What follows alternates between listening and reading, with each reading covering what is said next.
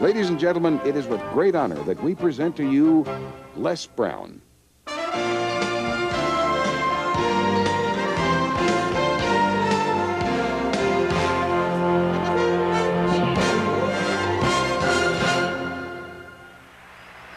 What I'd like for you to do right now, I want you to think about your dream, because I'm in a room full of dreamers. Think about your dream right now. I want you to think about it and envision it. Now, ladies and gentlemen, let me share something with you. I do not believe that any of us have dreams that were not given to us for the purpose of accomplishing those particular dreams. And I want to share something with you that has changed my life. I started out, as was indicated by Jack. It's very humble beginnings. I don't know what that dream is that you have. I don't care how far-fetched it might appear to be. I don't care how disappointing it might have been as you've been working toward that dream. But here's what I know, that dream that you're holding in your mind, that it's possible. Let's say that together, please. Say, it's possible. See, sometimes we can't say, I can do that. But what we can say, that it's possible that I can have my dream as we run toward it, as we work on it day in and day out. No one, ladies and gentlemen, could have convinced me when I started out just over 6 years ago, working on my dream. And I want you to think about whatever your dream is, because I was willing to take a chance. And most people won't do that. Most of the people that you talk to try and bring them into the business, these are not risk takers. Most people have done all that they're ever going to do. They raise a family, they earn a living, and then they die. But people who are running toward their dreams, life has a special kind of meaning. And here's what I will share with you, that in the process of working on your dreams, you are going to incur a lot of disappointment, a lot of failure, a lot of pain, a lot of setbacks, a lot of defeats. But in the process of doing that, you will discover some things about yourself that you don't know right now. What you will realize is that you have greatness within you. What you'll realize is that you're more powerful than you can ever begin to imagine. What you will realize is that you are greater than your circumstances, that you don't have to go through life being a victim. As Jack indicated, I was born in Miami, Florida, in an area called Liberty City, in an abandoned building on a hard linoleum floor with my twin brother.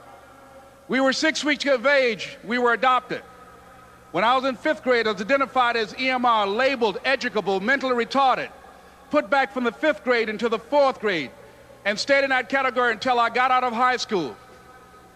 I don't have any college training, but I met a high school teacher who one day changed my life. I was waiting on another student, and when he came in, he said to me, young man, go to the board and write what I'm about to tell you. And I said, I can't do that, sir. He said, why not? I said, I'm not one of your students.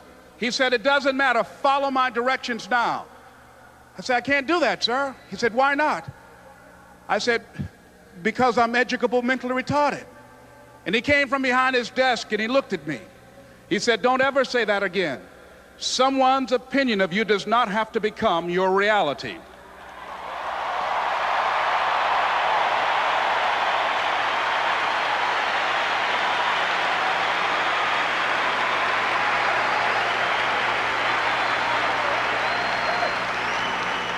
And that man, Mr. Leroy Washington, did something for me. He started planting seeds in my mind that enabled me to begin to dream, as Dexter has been doing for you. And ladies and gentlemen, I started working on my dream. And most people don't work on their dreams. Why? For many years I didn't. One is because of fear. The fear of failure. What if things don't work out? And the fear of success. What if they do and I can't handle it?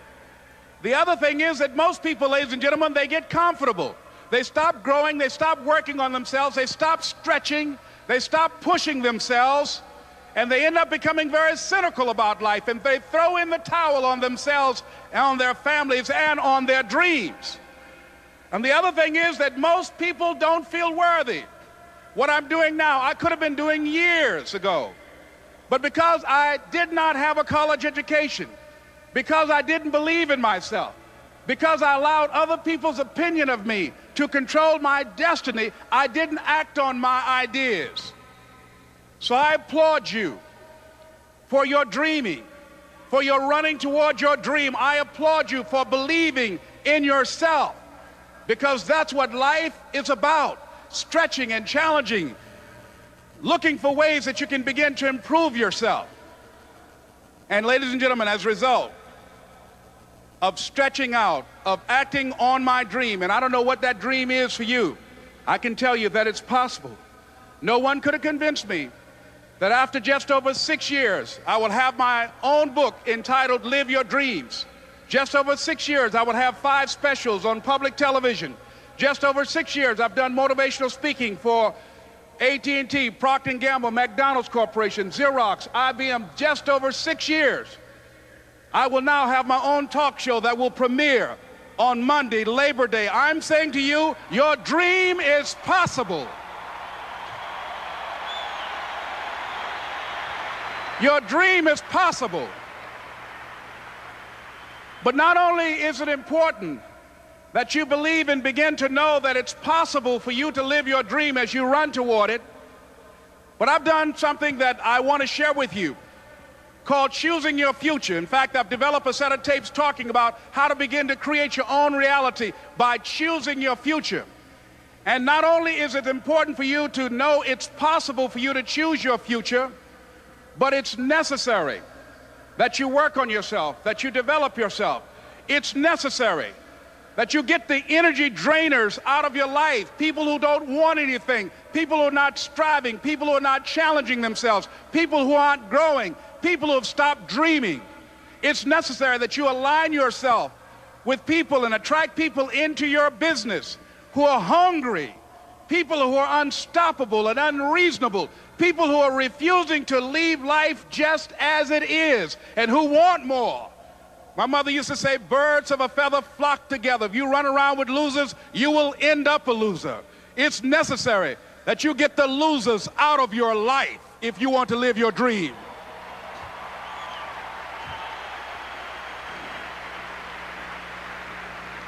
It's necessary to know that everybody won't see it, that everybody won't join you, that everybody won't have the vision.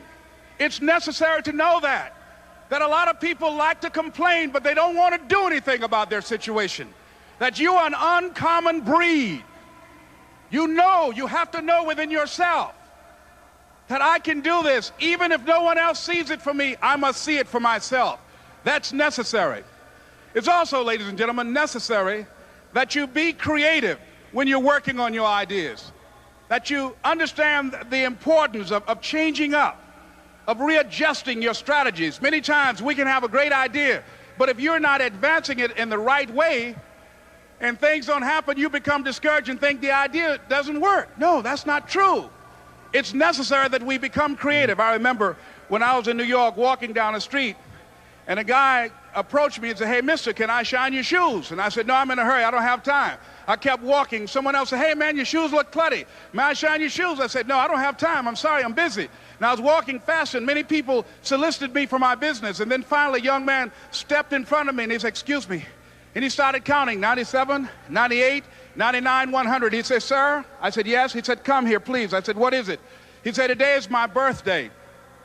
And every year, just to thank God for another year of life, the 100th person who passes my shoe shine stand, I offer them a free shoe shine.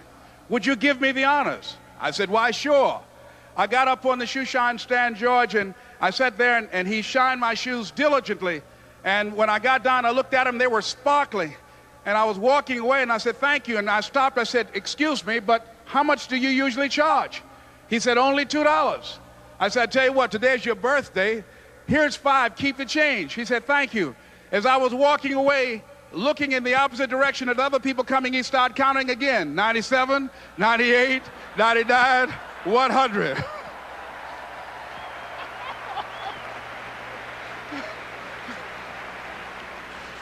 It's necessary that you be flexible, that you are always thinking of how can I improve this better. This is a customer-driven economy. It's necessary for you to always explore various ways in which you can improve the quality of service that you're providing for the people in your organization.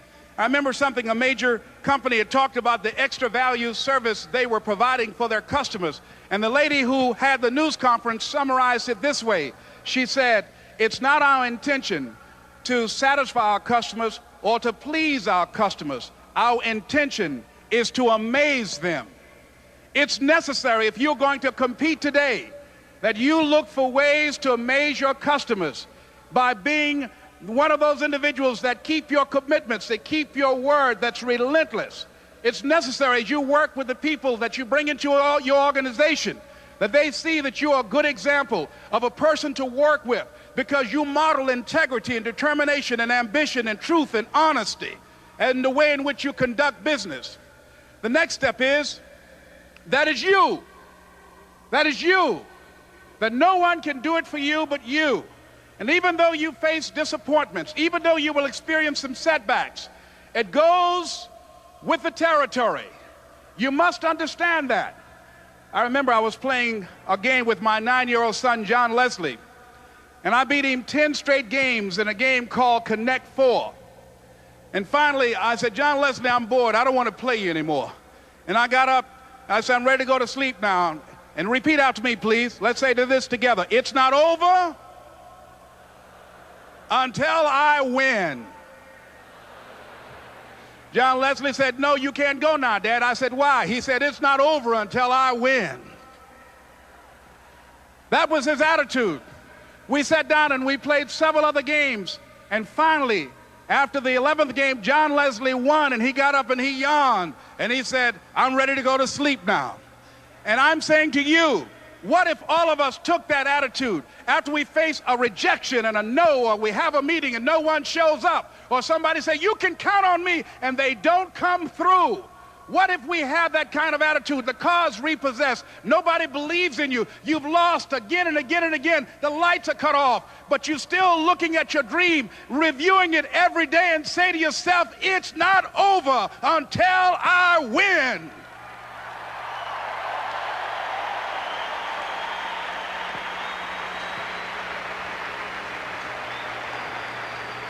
Life will yield to you. Now here's the next step. Repeat after me, please. It's possible. I can live my dream. It's necessary. I work on myself. Surround myself with winners. Become creative. It's me. I've got to make it happen. It's not over until I win.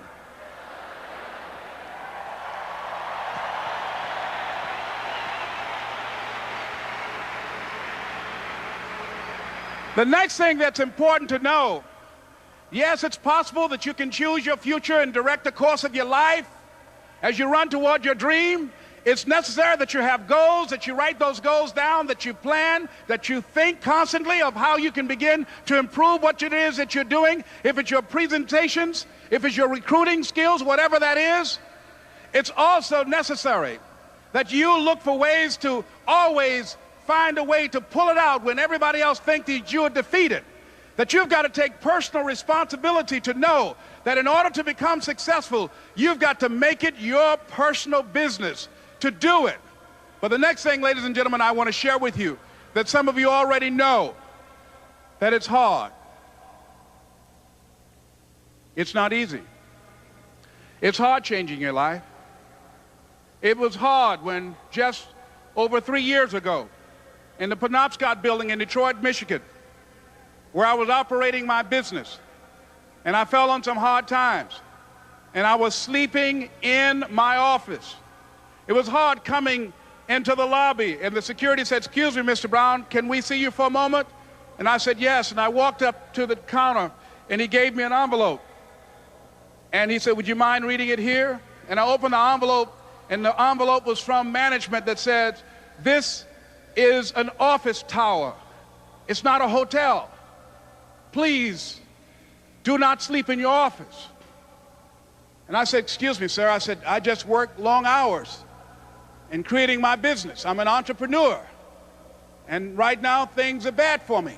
But they're not going to be this way always. And I just asked for the opportunity to continue to operate like I'm doing. I'm not trying to make this my home. And it was hard coming through the lobby. And sometimes they would laugh. There's a guy talking about becoming successful. And look at him. He's bathing in the bathroom upstairs on the 21st floor. He sleeps on the floor. Him and two other dreamers up there. Look at him. It was hard, ladies and gentlemen, coming to speak to people. And I was facing financial difficulties in my own life. I was behind on my bills and my dreams, and I'm saying to them, you can live your dream. It was hard, ladies and gentlemen. It was very difficult to pick myself up each day believing that I could do it. There were times that I doubted myself. I said, God, why is this happening to me? I'm just trying to take care of my children and my mother. I'm not trying to steal or rob from anybody. Why did this have to happen to me? It was very hard. And here's what I want to say to you. For those of you that have experienced some hardships, don't give up on your dream. No one could have convinced me by holding on, by continuing to push forward, by continuing to run toward my dream, that one day I would have my own talk show. It's a long shot, ladies and gentlemen, from Liberty City, an abandoned building on a floor, never knowing my mother or father. It's a long shot. Being here with you today in this dome in Atlanta, it's a long shot. No college training, labeled educable, mentally retarded, but I kept running toward my dream.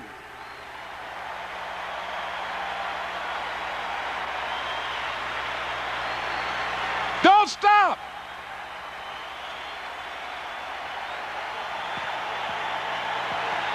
Don't stop.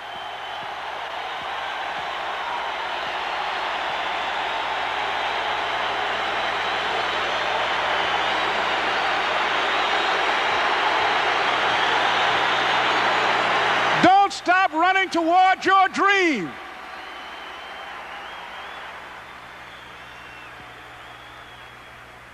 It's very important as you hold on to that dream. There are moments when you're going to doubt yourself. There are rough times that are going to come, but they have not come to stay. They have come to pass. It's very important for you to know that. Don't say I'm having a bad day. Say I'm having a character building day.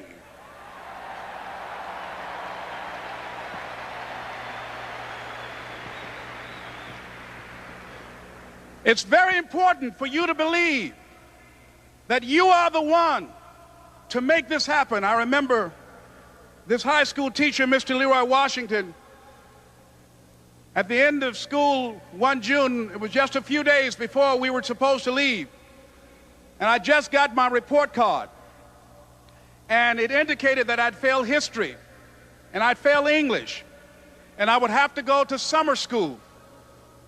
And I was feeling within myself that I was a failure, that I'm slower than most people in getting paperwork, and I was feeling down on myself and very negative. And Mr. Washington was giving a speech to the graduating seniors, and I was in 11th grade. And even though I wasn't supposed to be in there, I went in there because the speech he was giving, that speech was for me. And as he talked, my heart began to beat fast. Tears began to run down my eyes, and I was in the back just listening to him because he said, and he was a very dramatic man. I still talk to him to this day. He said, as graduating seniors of Booker T. Washington High School, I want you to know that you're blessed and highly favored, and that as you go toward the future, begin to know that you have greatness within you. And if just one of you here begin to envision yourselves as being blessed and highly favored to reach your goals, if just one of you capture the essence of what that means, that you have greatness within you and a responsibility to manifest that greatness, that you can make your parents proud, you can make your school proud, you can touch millions of people's lives, and the world will never be the same again because you came this way. And the students gave him a rousing standing ovation. And as he left the auditorium, I ran down the steps and I caught him in the parking lot. I said, "Mr. Washington?" He said, "Yes." I said, "Do you remember me, sir?" He said, "No." I said, "My name is Leslie Brown. My mother, she works in the cafeteria here. I'm one of the twins, Leslie and Wesley." I said, "Mr. Washington, but you know, I got these big dreams. You know, I like talking to people. I love people." I said, I want to work with people, and I got this dream of buying my mama a home. Could I do that, Mr. Washington?" He said, "It's possible, Mr. Brown." And as he walked away, I called him again. I said, "Mr. Washington?" He said, "What do you want now?" I said, "I'm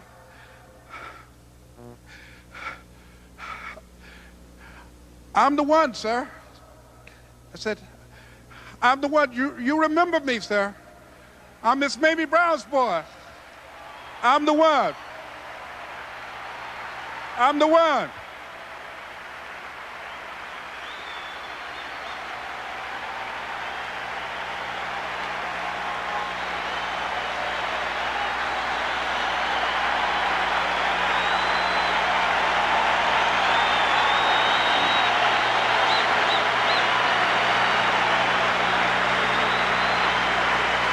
And you must feel that's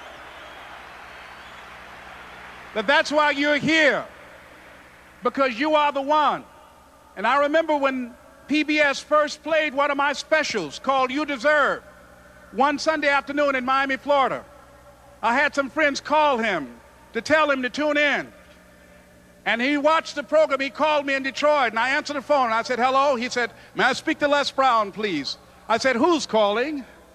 He said, "You know who this is." I said, "Oh, Mr. Washington, it's you." He said, "You were the one, weren't you?" I said, "Yes, sir." He said, "And you were so crazy." I said, "I know, but I'm rich now."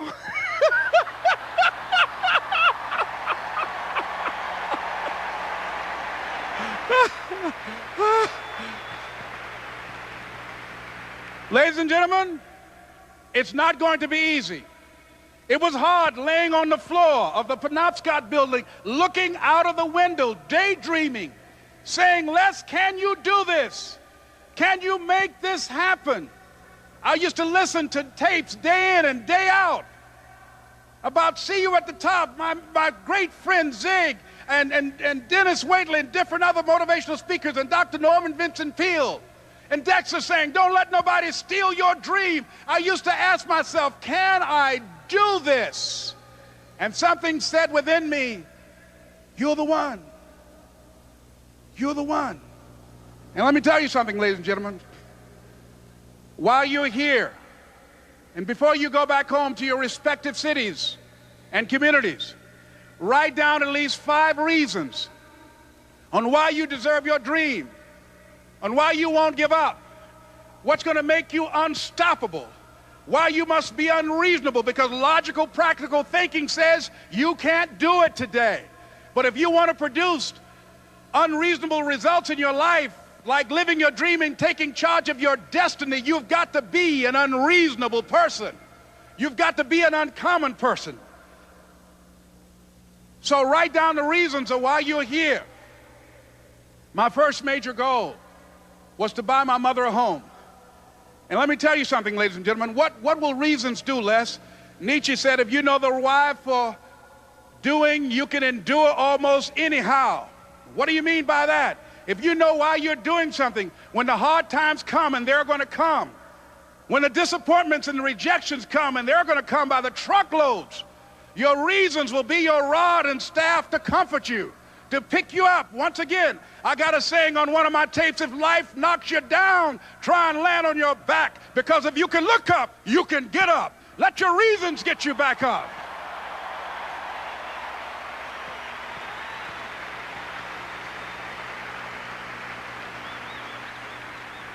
I remember when I bought the home for my mother, and she came out of the car. When I opened the door, I said, "Mom, I think I know these people in this house." That was my first major goal. And then I couldn't conceal it anymore. I said, Mom, I got this for you. And as she went from room to room, looking at the house and saying, thank you, Jesus. Thank you, Lord. No one ever could have convinced me that this could have happened to me. And she looked at me and she said, Leslie, and you caused me so much problems as a boy. You were always into stuff. She said, no one could have convinced me that day when I walked in that house and this lady was holding you and your brother. And she said, ma'am, I want you to promise me 2 things. And she said, what is it? She says, 1, promise me that you won't separate them. She said, I want them raised together. I want them to know each other. I got pregnant while my husband was away in the war, and I can't keep them. Promise me that you won't separate them. She said, I promise I won't. I've never had children. I promise I won't separate them. And she said, promise me that you'll never tell them about who I am, because if my husband ever found out, he would kill me. She said, I promise. And she said that she gave them to us, and she kind of cried, and she was walking out the door, and she looked at my adopted mother. She said, remember, don't you separate them. She said, I swear to God, I won't separate them. I'll keep them together. And she said, as I held y'all in my arms, I never had any children of my own. I didn't know how I was going to do it, but I knew with the help of God, I will do it. And ladies and gentlemen, my mother had a dream of having children and raising us. She didn't know how she was going to do it. You're going to be just like that. And some of you are already there. Well, you don't know how you're going to make this happen, but you just feel within yourself some way, somehow, with the help of God, I'm going to make it happen. Repeat after me, please. No matter how bad it is, or how bad it gets, I'm going to make it. I'm going to make it. Shake somebody's hand on your right and left and say, you got the right stuff.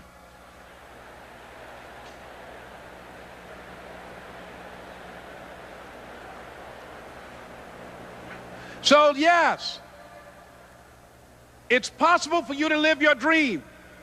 It's necessary that you associate with winners, that you work your system, that you are relentless, that you never give up. It's you. You've got to take personal responsibility. You've got to make it your personal business to make it happen. And you've got to resolve within yourself that I can do this, that it's hard, but you've got to say, I'm the one. I'm the one to make this happen. I'm the one to become successful in this business. As you work to help other people to become successful, that feeds your success. But you know it's going to be hard, but find out what will make it worth it for you. I told Mr. Washington I wanted to become a disc jockey. Someone asked me to tell this story. And he said, Les Brown, he said, if you want to do anything worthwhile in life, you've got to be hungry. And so I started working to develop myself. He said, I want you to practice every day being a disc jockey. I said, but I don't have any job now. He said, it doesn't matter. He said that it's better to be prepared for an opportunity and not have one than to have an opportunity and not be prepared. So every day I was working to develop myself. And that's what you must do. And as I was working to develop myself, I applied for a job as a disc jockey, WMBM on Miami Beach. I went to a guy named Milton Butterball. I said, how you doing, Mr. Butterball? I'd like to get a job as a disc jockey. He looked at me, he said, you have any broadcast background? I said, no, sir, I don't. You have any journalism background? I said, no, sir, I don't. He said, we don't have any jobs available. I said, yes, sir. I went back to Mr. Washington and I told him. He said, don't take it personally. He said, most people are so negative, they will have to say no 7 times before they say yes. He said, go back again. So I went back again. I said, how you doing, Mr. Butterball? My name is Les Brown. He said, I know what your name is. What do you want? I said, I'd like to know whether or not you have any jobs at disc jockey, sir. He said, didn't I just tell you yesterday we didn't have any jobs? I said, yes, sir, but I know whether or not somebody got laid off or somebody was fired, sir. He said, no one was laid off or fired. Now get on out of here. I came back the next day. Hello, Mr. Butterball, how are you? He said, fine, what do you want now? I said, I'd like to know whether or not you got any jobs, sir. didn't I tell you the last 2 days we didn't have any jobs? I said, yes, sir, but I don't know whether or not somebody got sick or somebody died, sir. He said, no one got sick or died. Now don't come back here and throw me out again. I came back the next day like I was seeing you for the first time. I said, hello, Mr. Butterball, how are you?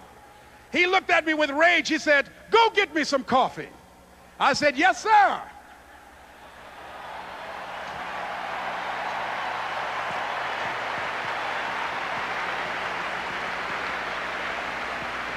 And I went to get him some coffee. After a while, I would get their lunch and dinner, and I would go in the control rooms and take the disc jockeys their food, and I would not leave until they would ask me to leave. Then they started trusting me to pick up entertainers that came to town. Entertainers like the Four Tops and the Temptations and Diana Ross and the Supremes. I would drive them all over Miami Beach in the disc jockeys' big long Cadillacs. I didn't have any driver's license, but I was driving like I had some.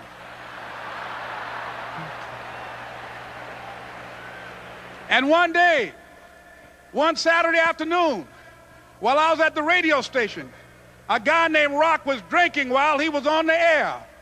I was the only one there, looking at him through the control room windows, walking back and forth, young, ready, and hungry. I was saying, drink, Rock, drink. Drink, Rock. I'd have gone to get him some more if he'd asked me to. Pretty soon the phone rang, and it was the general manager. And I answered the phone. I said, hello? He said, Les, this is Mr. Klein. I said, I know. He said, Rock can't finish his program. I said, I know. He said, would you call one of the other DJs in? I said, yes, sir. I hung the phone up. I said, now he must think I'm crazy. I called my mom and my girlfriend, Cassandra. I said, y'all turn up the radio and come out on the front porch. I'm about to come on the air.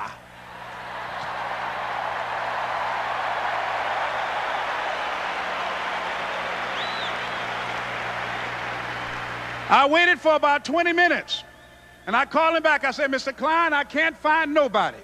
He said, young boy, do you know how to work the controls? I said, yes, sir. He said, go in there and don't say nothing here. I said, yes, sir. I couldn't wait to get behind those controls. I put on an old Stevie Wonder record called Fingertips. I sat down behind that turntable. I said, look out, this is me, LB Triple P, Les Brown, your platter playing papa. There were none before me, and there will be none after me. Therefore, that makes me the one and only, young and single and love to mingle, certified, bona fide, indubitably qualified to bring you satisfaction, a whole lot of action. Look out, baby, I'm your love man. I was hungry. I was hungry. You got to be hungry.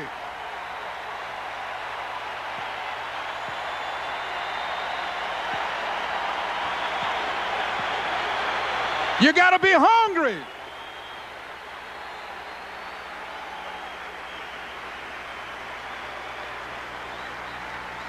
So, ladies and gentlemen, if you want to make your dream become reality, the people that are running at their dreams know that it's possible that you can live your dream, that it's necessary, that you're relentless, that you have a plan of action, that you are creative. The people that are living their dream are finding winners to attach themselves to. The people that are living their dreams are the people that know that if it's going to happen, it's up to them. And they're resolving within themselves, it's not over until I win. The people that are running after their dream know they're going to have hard times. They keep on running because they're saying within themselves, I'm the one, no matter how bad it is or how bad it gets, I'm going to make it. The people that are running after their dreams are the people that are hungry. Shake somebody's hand on your right and left and say, you got to be hungry.